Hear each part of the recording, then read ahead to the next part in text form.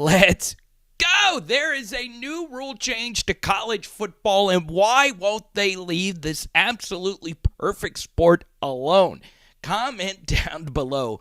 Do you agree with their new decision to no longer stop the clock after first downs? Now, there is a major asterisk to this rule, but in the background, I'm going to show you what I think actually happens after a first down. It's not as much time as you would think that is preserved. So as you see right here, they pick up a first down. LSU, Josh Williams versus Tennessee, 9:17 on the clock, and you see the clock is stopped after a first down. Now, once the play clock starts for the next play, you'll see pretty soon after the game clock begins. So you see it was about a 3-second save right there, along with that little bit of dead period. So that's roughly 5 seconds. And here you see the same thing here with this zone read from Jalen Milroe. He's able to run for a first down, and this time, kind of like with Josh Williams in the first quarter of this game, he gets stopped in bounds, and I want you to see how much time is actually saved here after this first down. So he picks up the first down. The play is whistled dead, and the clock is stopped at 8:43, okay?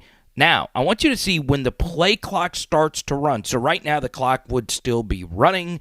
That's a few seconds right here. Essentially, though, when this play clock starts to run, you'll see that 42 begin to change. So it was almost simultaneous, but it was roughly a little bit of that dead period right there. Okay, so now we get another play here, and this time Jalen Milroe scrambles for a first down. And let me know, Bama fans, do you actually believe he is going to be the starter? Okay, he decides to scramble here, and he does run out of bounds alongside picking up another first down. A little bit of a hold right there. But they won't call that, of course, in Tuscaloosa, right? But either way, Milroe, another great scramble. You know he's really good at that. And he picks up a first down, and he willingly runs out of bounds, okay? So the clock stops 8:21, and the play clock stops. Now let's see how much time actually is saved. Now, once again, I have this clip going at a slower pace. So you see here, there is a second, 2 or 3-ish that is not yet being burned off right here by the play clock. Play clock is starting to run right now. And let's see, after a 3-second, 4-second, 5-second, 6-second, so roughly 5 seconds is when the clock begins to start moving. Remember, when it is no longer, or when it's not 2 minutes or under, even if a play goes out of bounds, the clock still continues to move after the ball carrier is out of bounds. It saves about a few seconds, but still. So let's take a look at an actual description from Steve Shaw, the director of officiating. I'm looking at you, yes, you, and I need all you smart college football fans to let me know what you guys think in the comment section. And there's a very important distinction to be made, and this wasn't included in a lot of viral tweets when this news initially broke. So let's take a look at what Steve Shaw has to say about this rule change, okay? I think the last sentence of this first graph is very important. The clock will continue to stop after first downs during the final 2 minutes of each half, okay?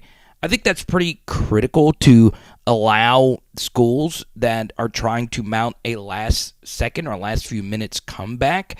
That does keep the rules the same when games really begin to slow down and break down and the pressure is up. So I think that is very important to include into this story. Now, I would skip the middle graphs. It's talking about D2, D3. But the final graph is what's really important here. And I think my head could be cutting it off. Let me move it back. just a little bit. Allowing the clock to run is expected to reduce the number of plays by an average of 7 per game, according to Steve Shaw, secretary editor of the Rules Committee. So, I have a few thoughts about this part, and I think it is very important to include the context of college football because a lot of people are comparing this to Major League Baseball. So I get why college football wants to try to decrease the length of its games. They can get lengthy, but the simple truth is that is perfectly fine. All right. Look, baseball is a different sport, and the rule changes they have made to the pitch clock and the hitting clock, getting in the batter's box, is a completely different thing than something like this. Remember, baseball, you have a gazillion games played per season. College football, who cares how long the games are because you only play 12 of them during the season, sometimes up to 15 if you're lucky like the Georgia Bulldogs. But and I don't mean I'm not saying that they were lucky to win the national championship, but you guys get what I'm saying. But the truth here is college football games are a spectacle in and of themselves, right? They are so rare, and the cool thing about college football games is that the stakes are so freaking high for each and every one of them because each loss drastically decreases your chances of not only making a playoff, but if you're a middle tier team, of making the postseason, making a bowl game. So the truth here is I've never understood the pressure to shorten college football games. Who cares they're 3 hours long? It's college football. These games are rare, rarer than Mr. Clean with Hair rare. I'm telling you, let the games be like they have always been, a slog. And even then, games are even more exciting now with these fast-paced Tennessee offenses and so on and so on. So I got to be honest, I don't like the rule change. I don't think it is as drastic as some people are putting it out to be. I think, you might not even recognize the 7 plays less that are played per game, but I just don't understand the pressure to shorten games, especially when the players and the game itself aren't the full reasons why games are so long. Remember, you have this long halftime period of 20 minutes. You also have long commercial breaks and TV timeouts and so on and so on and so on. So I just don't get why they are so gung-ho about shortening these games. It just doesn't make a whole lot of sense to me. Now, whoever you are watching this, you might totally disagree with it. College football games to me, though, are fine. That's why the comment section is there. I'm always open to hear differentiating opinions. Also, I feel as if shortening a game could both help and hurt upsets, right?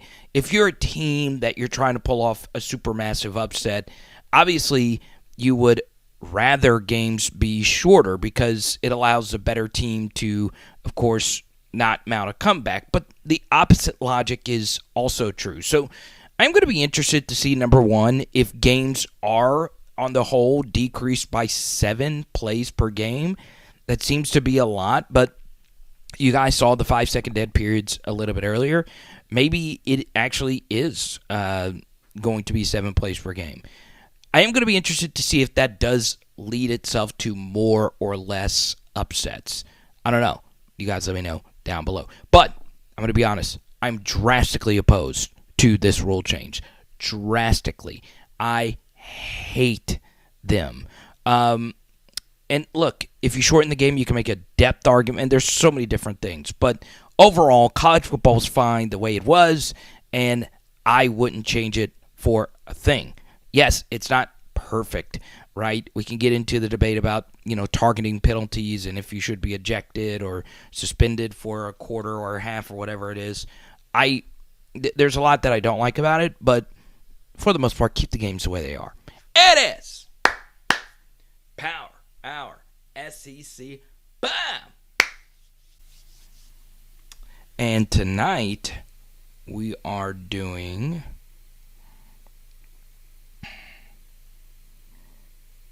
some tacos. Let's go.